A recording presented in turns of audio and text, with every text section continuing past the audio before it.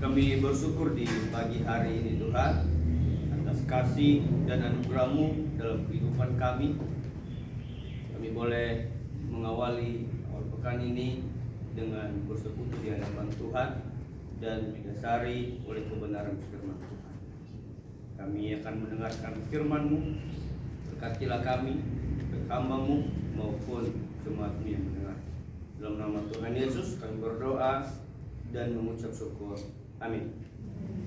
Halo. Halo. Selamat pagi.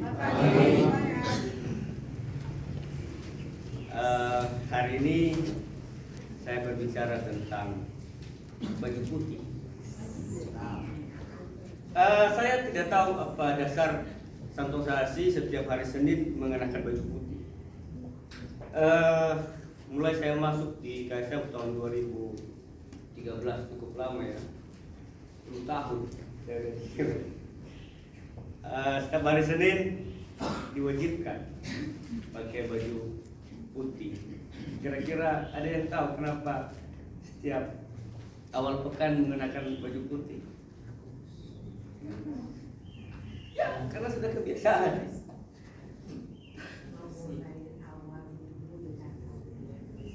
Memulai awal minggu dengan hati yang bersih.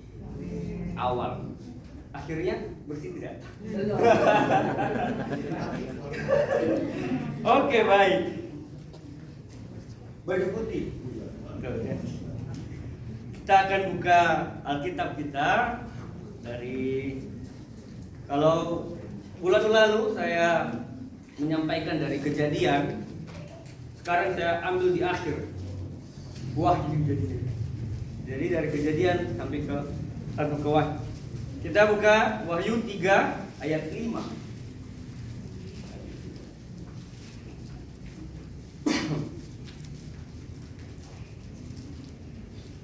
Wahyu 3 ayatnya yang kelima, kita baca secara bersama-sama. Sudah dapat semua? Amin. Kita baca secara bersama-sama dalam hitungan yang ketiga. 1, 2, ya. Barang siapa menang, dia akan dikenakan pakaian putih yang demikian. Aku tidak akan menghapus namanya dari kitab kehidupan, melainkan aku akan mengaku namanya di hadapan Bapakku dan di hadapan para malaikatnya. Bapak Ibu, ini adalah wahyu atau ilham Tuhan kepada Yohanes bagi jemaat di Sardis. Jemaat di Sardis ini, mereka ini hidup. Dikatakan mereka hidup padahal engkau mati. Mereka hidup secara fisik, tetapi rohaninya mati. Itulah ilham, itulah wahyu Tuhan kepada Yohanes. Mereka ini hidup, mereka bergerak, mereka melaksanakan setiap aktivitas, setiap kegiatan. Mereka mampu, tetapi mereka mati.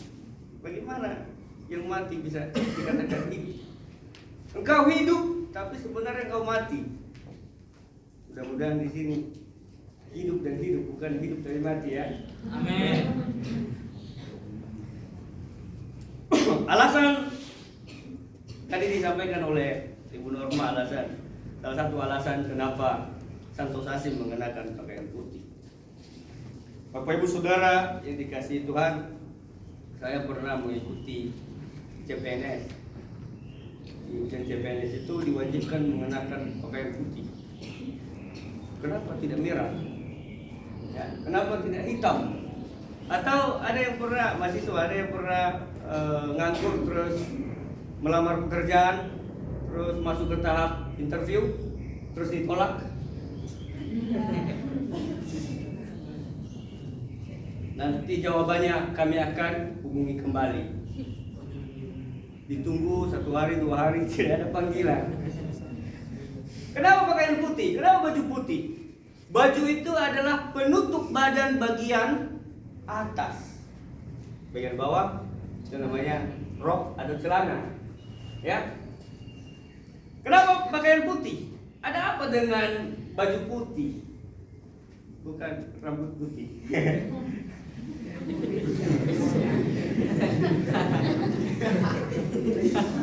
Baju putih tidak bernoda. Bapak Ibu Saudara yang dikasihi Tuhan, mari kita melihat baju putih itu apa. Baju putih adalah bersih, melambangkan kebersihan. Makanya kalau kita interview atau semacam ikut, kalau misalnya teman-teman nanti sudah selesai bisa ikut CPNS, diwajibkan mengenakan baju putih ketika ujian. Itu adalah salah satu kriteria atau syarat dalam memulai atau mengawali perjuangan. Baju putih. Baju putih itu adalah tanpa noda. Bapak Ibu yang dikasihi Tuhan, ketika kita mengenakan baju putih, kadang-kala kita tidak mau melakukan kegiatan yang kotor. Misalnya mengerjakan sesuatu yang membuat kita kotor. Kenapa? Karena kita menjaga pakaian kita yang putih supaya jangan kena noda. Apalagi kalau misalnya siapa tukang fotokopi di sini, ya kan, harus berhati-hati. Makan di restoran Padang harus pakai ini, pakai kain di sini atau taruh apalah segala macam. Apalagi kalau sebelum pelayanan, makan di lapo, itu harus hati-hati itu nanti. Ada noda-noda, sambalnya, kuahnya, tulangnya. Ya, kita harus menjaga. Kita harus menjaga supaya tetap bersih. Kemudian baju putih berbicara tentang kebersihan. Berbicara tentang kebersihan. Makanya kita kalau interview itu dilihat dari cara kita berpakaian. Ketika kita mengenakan baju putih, di situ orang bisa melihat ini orang rapi tidak. Di sini ada yang tidak pakai baju putih. Oh ada. Dan saya lihat kalau di asrama itu tidak ada setrika, jadi harus dicuci udah kusut ya. Di situ dilihat sampai di mana atau sejauh mana dia rapi, sejauh mana dia bersih, sejauh mana dia menjaga pakaian putihnya. Kemudian ketulusan. Warna putih itu berbicara tentang ketulusan, kemurnian hati. Ada kepolosan. Ketika kita mengenakan baju putih, mengawali awal pekan ini, mengawali hari-hari kita 1 minggu ke depan, kita mengawali dengan ketulusan, kemurnian hati. Ya, kadang-kala memang bajunya bersih rapi tapi hatinya tidak tulus, terpaksa, ya, terpaksa atau hanya ikut-ikutan, ya, tidak tulus. Kemarin saya mengajar di semester 3 kalau nggak salah. Saya bilang karena saya lihat banyak yang malas belajar kemudian ngantuk. Saya sampaikan satu pernyataan. Saya bilang, saya menyesal ketika saya lulus S1, saya tidak banyak bertanya. Saya menyesal. Saya ambil S2 itu sepertinya memberikan kesadaran bagi saya kenapa saya tidak serius belajar di S1. Tapi kalau saudara berhenti di S1 mungkin Anda tidak lebih lagi menajamkan pikiran untuk belajar, mungkin hal-hal lain, berjuang untuk mendapatkan uang. Ya, dan saya sampaikan, jika Anda sedang malas, coba katakan pada diri Anda, hari ini saya antar siapa? Jadi kalau Anda malas berarti Anda sedang mengantar orang lain untuk sukses. Kalau Anda malas, Anda sedang mengantar orang lain untuk pintar. Jadi kalau Anda misalnya atau kalau kita malas, kita katakan pada diri hari ini saya antar siapa.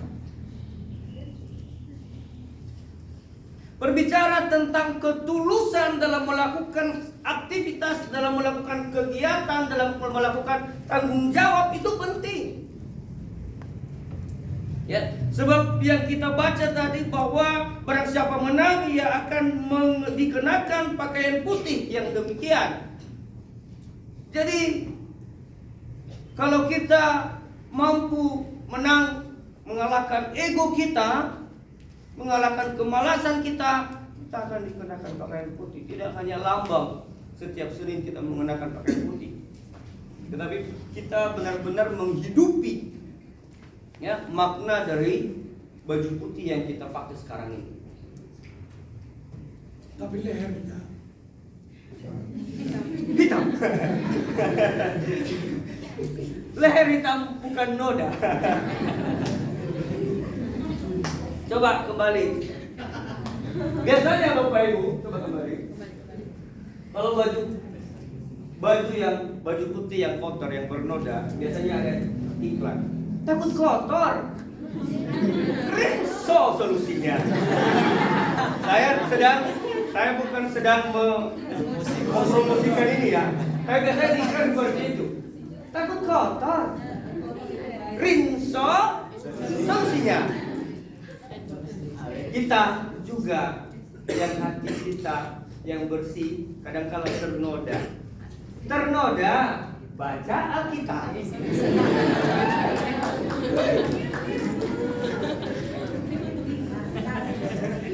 Ya, ikut persekutuan rohani. Ya, puji Tuhan di sini di Santosa ini ada 3 kali. Kalau PT 2 kali ya, Senin sampai Jumat. Kalau mahasiswa Senin, Rabu, Jumat. Kalau dulu yang Sabtu, Minggu. Kalau dulu setiap hari. Jadi semua orang kantor itu setiap hari.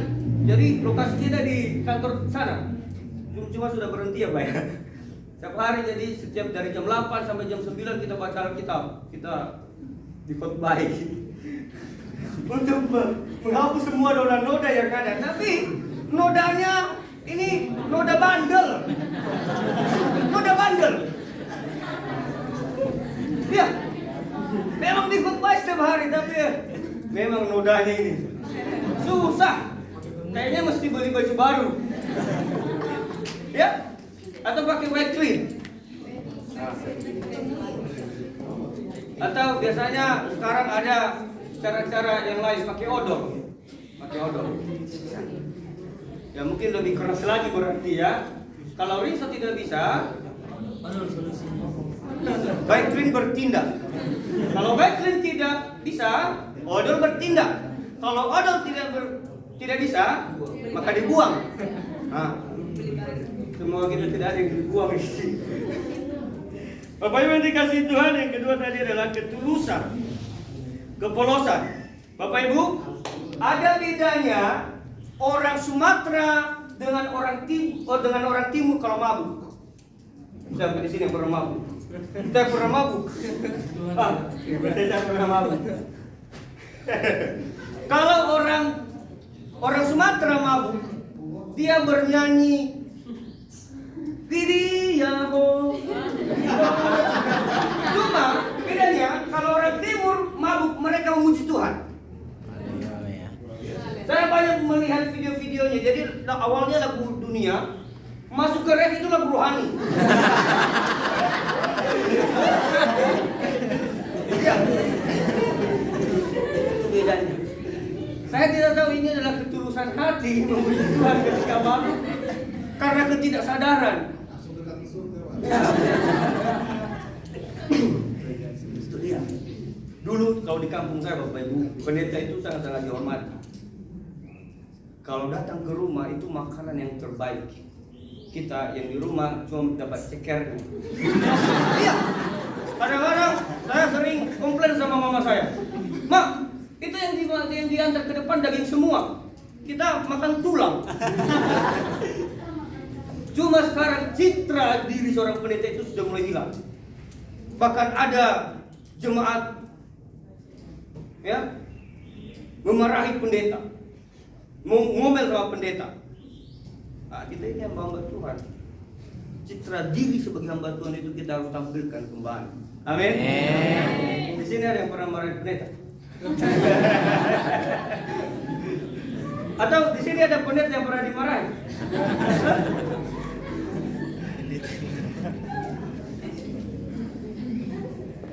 Bapak Ibu dikasihi Tuhan, yang ketiga, baju putih itu berbicara tentang kedamaian.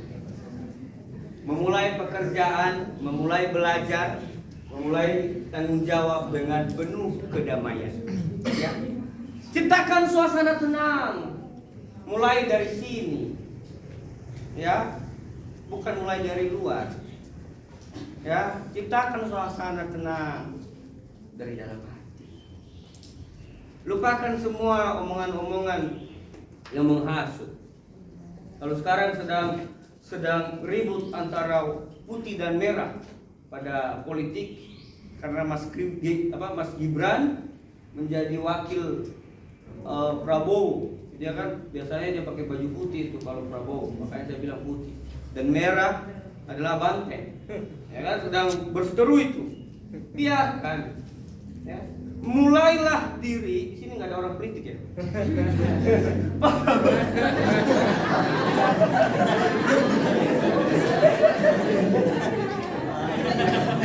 Masuk golongan partai apa?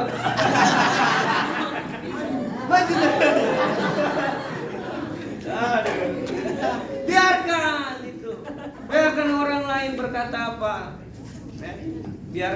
Biarlah orang berkata apa.